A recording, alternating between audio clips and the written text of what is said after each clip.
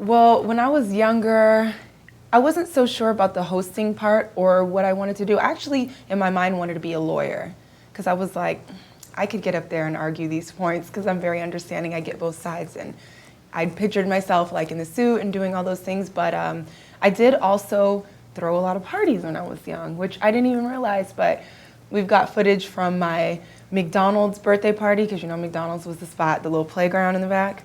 You know, I had some big parties, and then I'll never forget, I've always had event and party luck.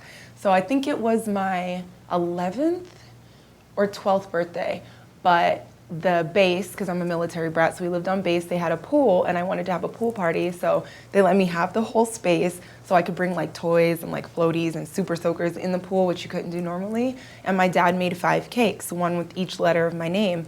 And people were concerned about the weather, but I knew, I'm like, why would you know, it's my birthday, like what? So I had this awesome birthday party, ended at 10 p.m. At 10:01, it started raining. So it was just, I always had this good thing and this good luck with parties and bringing people together, stuff at my house. So I would say definitely on the events, talking to people. I love talking to people. I feel like, you know, we're all here for a lifetime. You know, we all have our own, you know, lifespan, and in this time, I like to do and see as much as possible. It excites me. I like to learn about the way people think, how they come up with things, their opinions, and anything that they have to say, just because we're all so different. So it expands my world to talk to people, so I love it.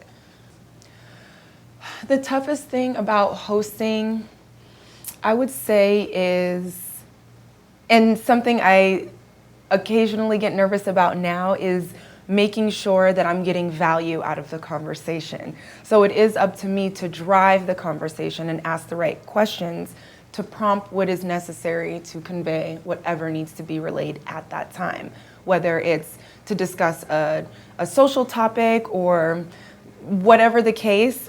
And there is a little bit of pressure to make sure that I did my job correctly. So I would say that. So I'm gonna tell you my key and my secret to events. I love bringing people together. Like, I've brought people together who are getting married, who still hang out, or people who hang out to this day, or people who are like, I'm so glad I met you and all your friends, and it changed my life. I was going through a divorce, and I had all these new friends inviting me to all these fashion shows and all these things, and all these wonderful connections that happen. Saying all that to say, being that that's my foundation and the reason why I'm having the event, it really doesn't matter if 4 people show up. You could say you're coming all day. If you didn't make it, hey, it wasn't meant to be. That's fine for me.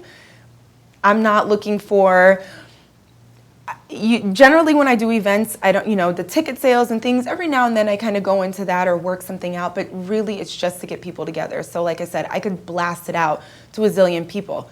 Everybody could tell me they're coming. If I get there and 5 people show up, oh, me and that 5, we're gonna have fun. We're gonna talk and get into something, and it just, I believe in moments, and if that's what's meant to be, that's what happens. I don't force it, especially because the reason is just to get people together. I want people to have a good time. Anytime you force events or you're upset or uptight about the nuances about them, it just changes the energy. And since I'm there for the energy and want everybody to feel comfortable and in their space and in their zone to get together, and since I know everything that's supposed to happen does, it doesn't matter. Thank you for watching A Wise Way.